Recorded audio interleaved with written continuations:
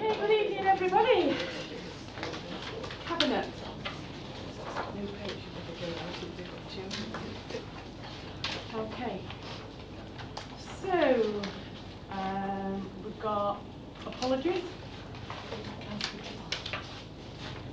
and Councillor Hussain.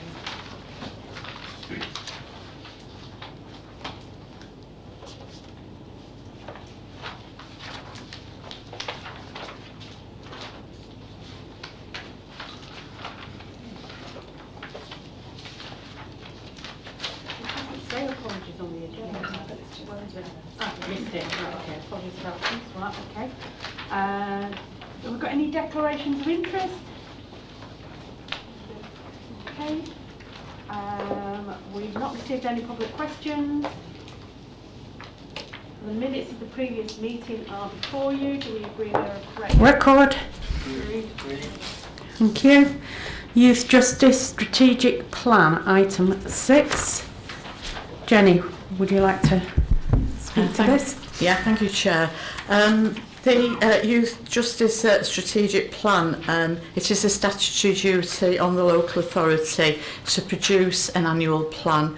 And this document sets out how the YJS will achieve and deliver its primary functions and objectives over the next 12 months, such as reduction in first-time entrance into the criminal justice system, reduction in reoffending, reduction in the use of custody for offenders, and effectively safeguarding children and young people and effectively protect the public. So I'd ask for Cabinet's acceptance of the 2017-18 plan. Does Cabinet agree? Agreed. Thank you. Item 7, proposals for the future use of the Link Centre. Jenny? This cuts across 3 portfolios, Chair, but I will kick off if anybody wants to add anything. Cabinet will remember approving earlier this year the decommissioning of the Link Centre by Adult Social Care. And the aim was to identify a provider who would take over the day-to-day management and running of the building, whilst continuing to give access and meeting rooms to people and groups that needed accessible accommodation. This was something that was identified as a gap in equalities if we had completely closed the Link Centre. So we went to tender in January 2017 and several challenges have meant that this hasn't progressed, and at the same time there has been additional pressures on the council to find accommodation where, as integration of health and social care progresses, there's a need for accommodation where health and social care staff can be co-located, and the Link Centre is seen as a good option for that. So the upper floors, floors 1 and 2, could be modelled to provide that accommodation for social care officers and for health and social care partner agencies. But at the same time, we would have the option of remodelling the ground floor to still provide accessible rooms for groups that need that kind of accommodation, thus addressing the equalities impact that was found in the consultation period. So we're proposing that Cabinet support option 2, which would bring those things together. Thank you, Chair. Thank you, sir. Anybody have anything to add? Okay, so is that agreed? Agreed.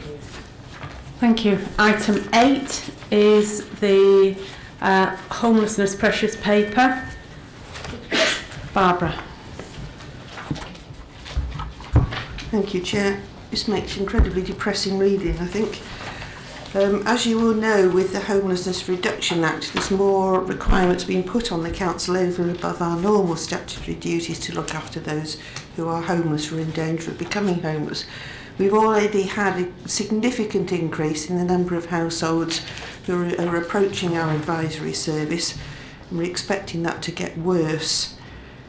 Now, there's also a requirement in the Homelessness Reduction Act for councils to undertake homelessness prevention work. Now, Oldham's got a very good record in this field, but the fact is the increased demand on that service means that that service in itself is under incredible pressure. We desperately need to find additional accommodation in the private rented sector because we've got more people going out of borough and we've got more people in B&Bs, which is obviously not remotely acceptable to particularly families with children, but not really to anybody. So we have to make some additional resources available. So it's ironic really that the pressures, because this is going to get worse and universal credit and the new rent cap and so forth are going to make all this worse, that the actual pressure on our service at a time when the money's reducing seems to be so much the case these days, in direct proportion to the lack of money that we've actually got. The nub of it is that we are going to have to take on some additional staff, and the option one is the one we're recommending. So that's amongst other things a new senior housing needs post and reconfiguring an additional vacant or existing vacant post in the strategic housing team. So sadly I recommend this report to Cabinet because we really don't have any alternative. Does anybody have anything to add? Is that agreed? Thank you.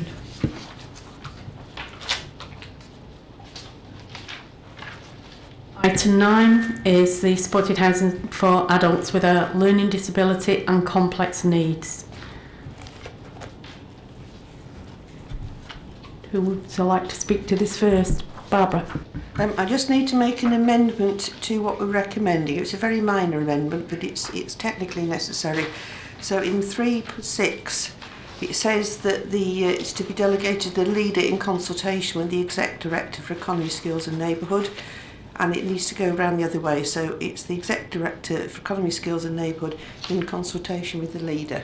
So that's a technical amendment. Other than that, I don't think there's anything to add to the report. It's pretty straightforward in terms of the financial side, but I don't know if Councillor Harrison wants to add anything on the fact that this is a really important facility that will really help us deal and give independence to people with learning disabilities. Jenny. Yeah, just to say that Cabinet has already supported the proposals for this building to go ahead, which will give us the opportunity to bring people with learning disability from out of borough placements back into Oldham, and also give a much wider, it'll add to the choice that is available for accommodation for people with learning disability. So, difficulties. So, yeah, I would endorse the proposal. Any further comments? Is that agreed? Agreed. Thank you. Item 10, decision to award contract for the provision of Oldham and Rochdale Collaborative Substance Misuse Treatment and Recovery Service. Eddie. Thank you. The Oldham and Rochdale Collaborative Substance Misuse Treatment and Recovery Service is a joint commission and the lead commissioner is Oldham Council. The recommendation of the report is to award the contract to the preferred bidder for a period of 3 years commencing on the 1st of April 2018 with an option to extend for an additional 2 years. There's been a thorough consultation on this involving both councils and both CCGs and service users, and I would recommend the report to the Cabinet. Thank you. Any questions or comments? Is that agreed? Agreed. Thank you. Item 12 is the exclusion of the press and public.